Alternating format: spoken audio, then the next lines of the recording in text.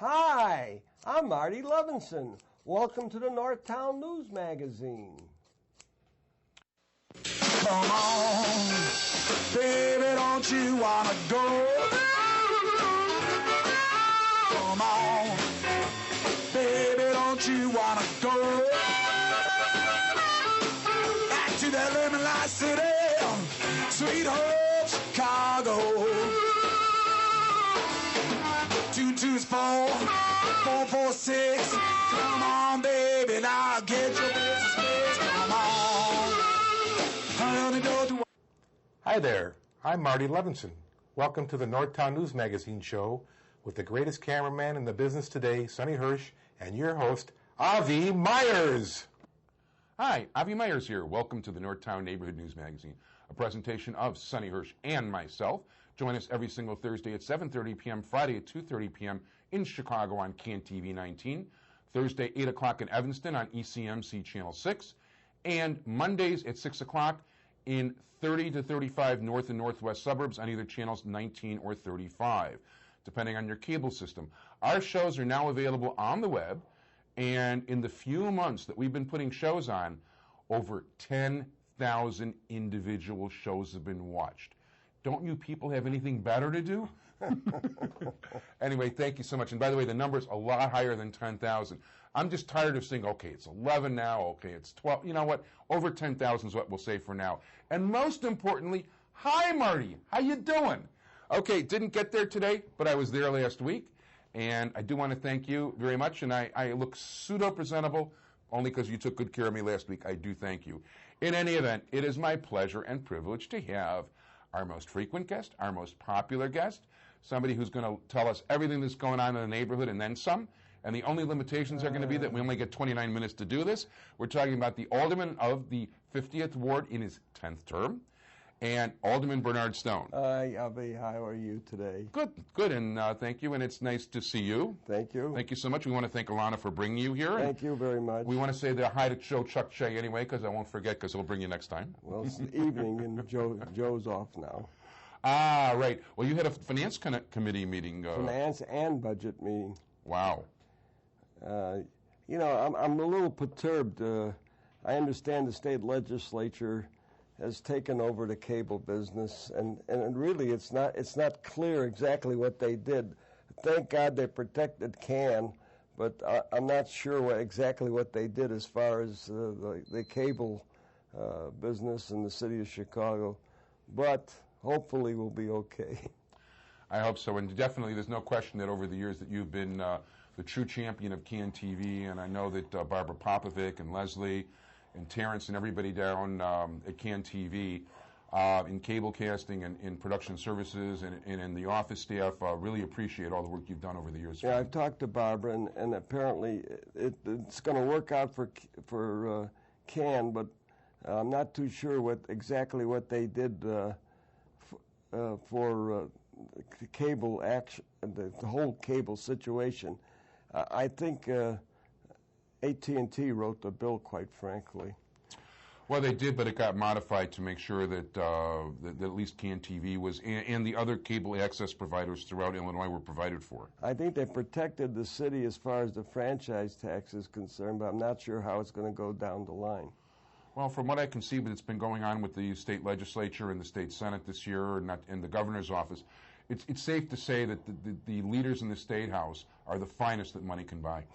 I'm not going to say another word to that. I mean, from my standpoint, and I don't mind saying it, it's so ridiculous. I mean, well, let's put it this way. When it comes to Emil Jones's family, basically they all got six-figure jobs with the power company.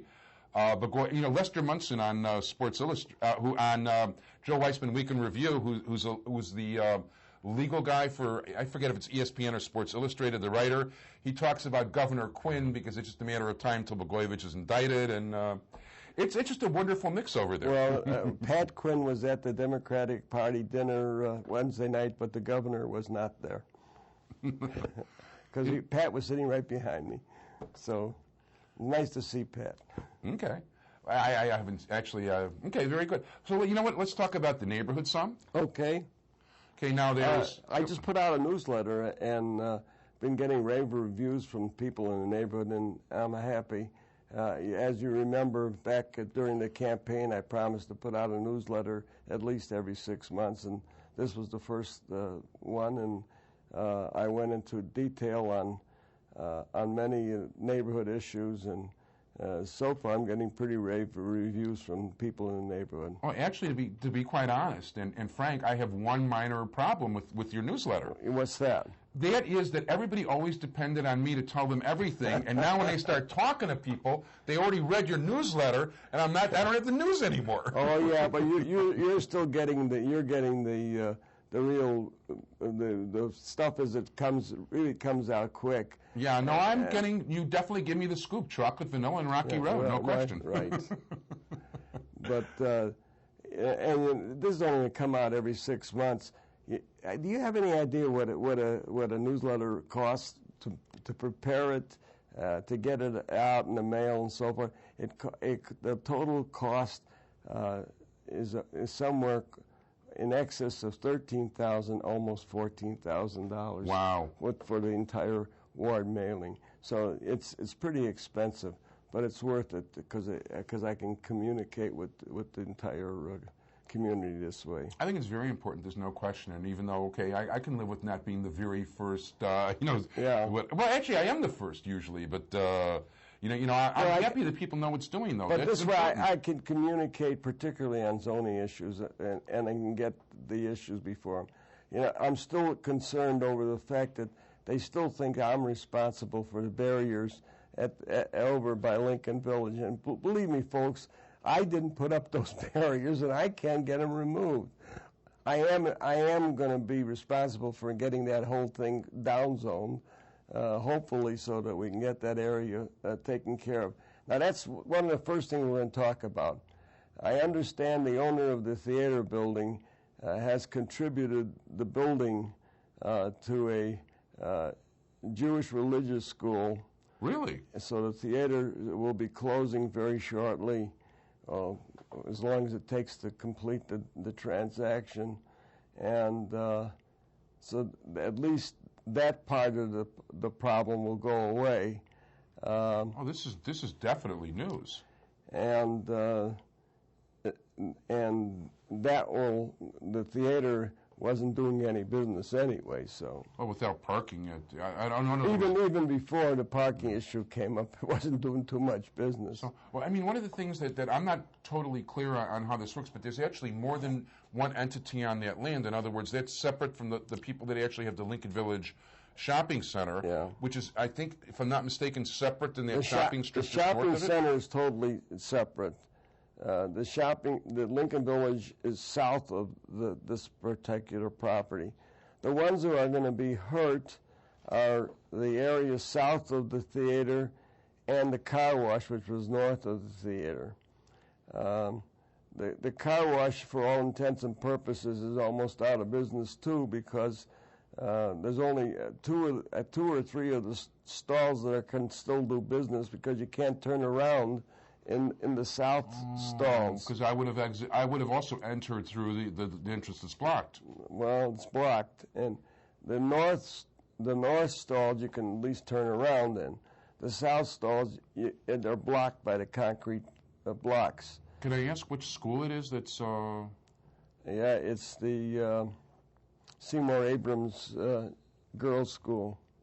Oh, really? Yes. Wow. Okay. And then that's the one that's renting from Temple Menorah right now? I don't know where they're at currently. I think they're in Skokie currently. They'll be coming back to Chicago. Okay. The ones that are going to be hurt more than anybody else is the one he was trying to rent the old nightclub. He was going to rent it to a health club, but he has no parking, so he just can't rent it. Wow. So he has no parking. Now the theater owner actually owns that building? He's not the operator of the theater. He's the owner of the building. Mm-hmm. He owns the building, and he's contributing. He's giving it as a gift to the school. The lessee was a separate individual. apparently has forfeited his lease by the fact that he no longer has the parking. Okay. And that's that. Gotcha. So let's get on to what you were talking about. But the reason I mentioned that was the fact that is really one of the big news stories that's coming a big news story. Coming out of that out of the area. In the newsletter we also talked about some of the zoning changes. The only zoning change that has already been adopted that was in there was, well, actually two of them have been adopted. The one at the corner of Artesian and Devon, and the one on the 2500 block, the old Crawford's store. Right. Those two have been adopted. Coming up before the Plan Commission later this month will be the reintroduction of the subdivision on Kedzie and Albion. Region Park over there? Region Park, where now he wants to switch over to townhouses and a senior citizen building. He's not selling any homes. No, apparently one home has been sold, the unfinished home at the West End, and he sold that one. The individual has to finish the home, and the other, I believe, 5 are not sold. And that's the reason they're switching over. And those are gigantic homes. We've talked about that. They're way too close to each other. And well, it's more than that. It's that they're cost-wise, nobody can afford them. Yeah, it's $1.7 million for one of those. Well, that's one of them. The big one is 2.7, and they built that on spec. Yeah, there's one on top of the other. So they're not going, and the market. See, it's also everything is a question of timing, also, because the market right now is not so hot. So, how big a senior citizen center are they? The seniors building they're proposing is all the way at the north end of the project. It will be right next to the People's Gas yard. Oh. It'll be a 7-story building, and it'll be a senior building. Not unusual for what we have in the ward, and it's really behind. It'll be behind a row of townhouses, and between the townhouses will be between the expensive homes and the senior building, and that'll be the proposal before the Plan Commission. Everything else will be in October. And of course, I'm not even going to be here, but I've already indicated my support of that proposal before the Plan Commission. Yeah, I understand, by the way, that you're being shanghaied. Yes, I'm representing the mayor at a conference in Shanghai, China. And the conference is an interesting conference. It concerns how do you get along in an urban society in the light of different cultures. The fact is, I'm probably the best representative he has in the city of Chicago to represent an urban community with many cultures in it. And that's basically what I'll be going to this conference to discuss, and I'm making a featured address at that conference. So I'll be discussing that in Shanghai. There's no question you're certainly qualified for that. Yeah, and that'll be, I'll be gone for a little over a week. So basically you're going to miss our next taping, so that's why when people see a slight gap from you not being on, I guess Alana's Shanghaiing you. Yeah. So, but... yeah, I hope you have a nice, safe trip, and you let me know if there's actually good Chinese carryout over there. Well, what we call Chinese is not what they call Chinese. It's my understanding that Chinese food is different in China than it is here. Actually, at one time I had a very large Chinese clientele that was more than half my business, and I got to see, and these were food people. These were all people in the food industry, and some of them wholesale. What they eat and what they sell each other, basically they cut. It's not even close. I didn't think it was. It's my understanding what we call Chinese food, what really comes from San Francisco. Yeah. Most of, like chop suey is a San Francisco dish. Yeah, and if I'm not mistaken, the word chop suey actually just means any old junk we got around that we can sell to these guys. Well, I have no, I do not. Seriously, what it's sort of. I do not speak Chinese, truthfully. It's like a garbage. Well, actually, ni hao ma, everybody. Thank you so much for joining us. And anyway, by the way, that means have you eaten rice today? Oh, that's their greeting. Okay. Well, you'll talk to me off the air. I'll give you a few phrases. Okay. Thank you very much. Oh, and by the way, hi, Chris, if you're watching. That's my one of my. She was my best customer. As a matter of fact, she was actually a waitress at Yessie's Kosher Chinese Restaurant. Okay, on Devon, yeah. Well, actually, that was the one on Pratt that was here in the late 80s, early 90s. Yeah, I remember that. Yeah, and she married when Yessie's closed. She married Peter Ing, and she was the second. Well, actually, first she became the second employee in his butcher shop, and they got married, and now she owns over half a block on 18th and Canal, and they supply over 300 restaurants on a daily basis. 18th and Canal, that's the middle of Chinatown. Yeah, and she's very successful. She's we get along. Anyway, but let's get, so in terms of you want to talk about politics first? You want to talk about? Why not? Okay, now you got a challenger for ward committeeman. Yes, I do. And as a matter of fact, somebody who was, when I was taping earlier today, was actually asking people for, by the way, certain people he asked to sign the state senate petition, and not the committeeman petition. The other people, there was somebody here that he has to sign both. Well, in the old vernacular, it's the student challenging his rabbi. Okay. Well, in the vernacular, the rabbi is a teacher. Is the teacher, right? And even in the police department, they call, the person who politically protects you or whatever is called the rabbi in society. Well, in fact, I saw Howard Carroll, my predecessor, and I said, did you hear what was happening? And Howard said, well, it happened to him on 3 separate occasions. But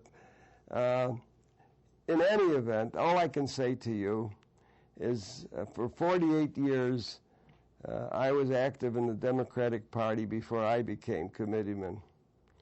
That isn't true of the one who seeks to become committeeman and challenge me, because he really has not been active within the Democratic Party, certainly not to the extent that I have been. And I quite frankly, I told him to his face, I said, become active in the ward for 2 years. If you are active in the ward for 2 years, I will resign and you can become committeeman. Now, I thought that was a pretty fair offer. And this is, we're talking a recent meeting about a week or two ago. Yeah, this was, well, actually, that was a week ago today. Okay. And Terry O'Brien set up the meeting, and he called Terry 3 or 4 days ago and told Terry, no, he wouldn't accept that. Well, the young people today will feel that they want instant gratification, and I guess waiting 2 years wasn't immediate enough for him. So he wants instant gratification. Okay, so he wants to challenge me, so he'll challenge me. And I'm prepared to accept his challenge. And I've received challenges before over my political career. I've faced challenges, most of them successfully, and I intend to accept this challenge and be successful in this challenge. I think he's foolish. A group of the community leaders, many of whom were ardent supporters of his, leaders in the Orthodox Jewish community, many of whom were committed and helped him become senator, met last week and to the man unanimously endorsed his candidacy for senator and couldn't understand why he was challenging me for committeeman. And as we sit here tonight talking, they're going to be telling him, do not run against Alderman Stone. And because they are supporting my candidacy for committeeman. Now, he will still tell them he intends to challenge my candidacy. And the reason for that is apparently he's cut a deal with the people who oppose my candidacy for alderman in the elections this spring. And you make your bed, you sleep in it. And he's chosen to sleep with the people who challenged my candidacy in spring. And if that's what he chooses, that's the bed he's chosen to sleep with. And those are the people who sought to split our community. We beat them in spring, and quite frankly, we're going to beat them again next. Well, that's really winter. That's winter, February 5th, yeah. And 2 days after the Super Bowl. And I would say this to my young friend: you're up for senator that day too. If you concentrate on running against me for committeeman, you may be surprised at what happens to you in your race for senator, because there are people who are just waiting for you to concentrate on another race, and they will be challenging you for your race for senator. Those things happen. And I have another message, because I understand from watching your program with our person who wants to be the boss of the North Side, okay, our lady congresswoman who thinks I'm too old for this job. I would remind her that she succeeded a man who represented this particular congressional district for many, many years. In fact, almost 50 years. Sid Yates. Sid Yates. And who served in that capacity till he was much older than me. And served this community well. And before she starts talking about dragging me out of office, she should remember her history and remember how well that Sid Yates served his community. And the fact is that I intend to continue to serve my community, and I should only do as well as that venerable man did for his congressional district. I should do as well as Sid Yates did for his community. And before she starts throwing rocks, she better check that glass house that she lives in before she starts talking about people like Sid Yates and talks about senior citizens. And, you know, Jan, much of your support comes from senior citizens. You know, you like to talk to senior citizens, you like to tell them how much you support them, and then you sit and you talk about a senior citizen who has all his seichel, which, in case those of you who don't understand the word, means all his marbles, and yet you want to throw me on the garbage heap. Well, I'm not ready to go on the garbage heap. I got all my marbles, and don't you dare challenge any senior citizen for not having his abilities and his ability to serve in office when he reaches his older years. So before you start talking about me, you better start looking in the history of the Congress of the United States and talk about men like Sid Yates.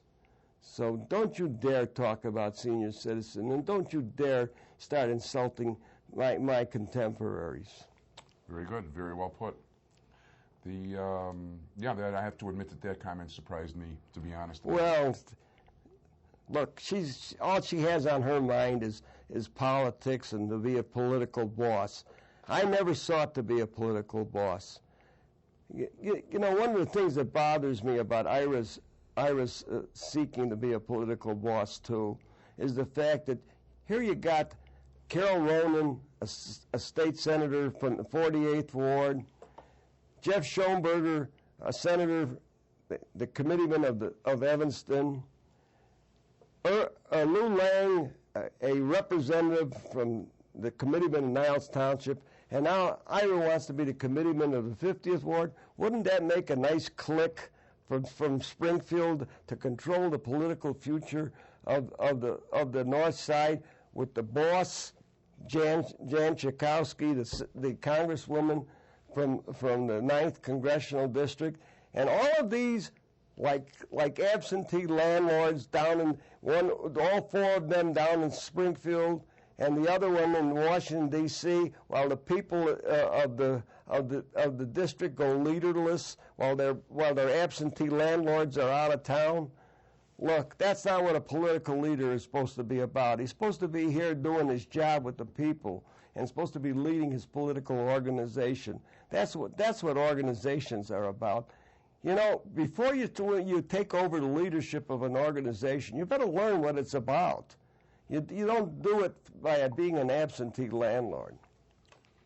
By the way, we should point out, too, the committeeman is not a paying job. Non-paying job. All it is headaches. So that's why I was happy. If I wanted to really get involved, I was happy to turn it over to him, because I don't get paid to be a committeeman. And if he really wants it, that was the first question I asked him. Do you really want it? And if you really want it, get involved, and I'll give it to you in 2 years. Learn your job first. Once you learn the job, we'll be happy to give it to you. But he chose rather to challenge me. That's what he wants to do. Fine. Come on in, buddy. The water's fine. Well, you certainly don't shy away from fights. That much. Hell no. I never have. Yeah, matter of fact, my favorite saying about you, which Lorraine Swanson slightly misquoted in the paper last year, was, I never ever had to worry about a knife in the back from you because I'd see the punch to the face coming. But, that's fine, because that's fair and square. I mean, you do things in a public forum. That's something a lot of the people don't understand. I mean, some of your opponents, supporters, are very upset at me. They don't understand that when they go on the Internet and when they go public, they're fair game. When somebody does something in public, that's the way it is. And, it's a whole different ball game. Okay, we're under the 2-minute mark now. Okay. So, anything happening in the community? And you're not going to be with us until after all the Jewish holidays for the next interview. I want to wish everybody a happy New Year, and I wish it to be a good year for everybody, and to you, Avi, and thank you. To Sonny, and to all our listeners, whether they're Jewish or not. I want to have a Happy New Year. And I'm sorry that I won't be with you, but I hope that you'll all be subscribed in the Book of Life for another successful year. Thank you, you too, and your whole family. Thank you very much. And, of course, if people want to contact you, the numbers they call? Then they call 773-764-5050. That's on the north side. If you want to reach me downtown, it's 312-744-6855.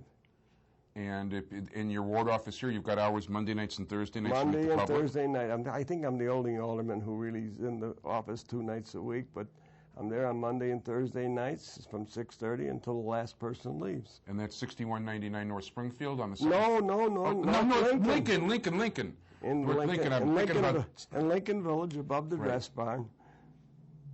And I want to thank very much my entire technical crew, Sonny Hersh. Want to say hi to Marty Levinson. And hi, I'm Marty Levinson. You might be. Who knows? But anyway, we want to thank you so much, and want to thank everybody for watching. Dial us up on the web at ntnm.org, where you can watch all these shows on the Internet. Over 10,000 of you have so far. You still will. Thanks, everybody. Bye-bye. Thanks, Sonny.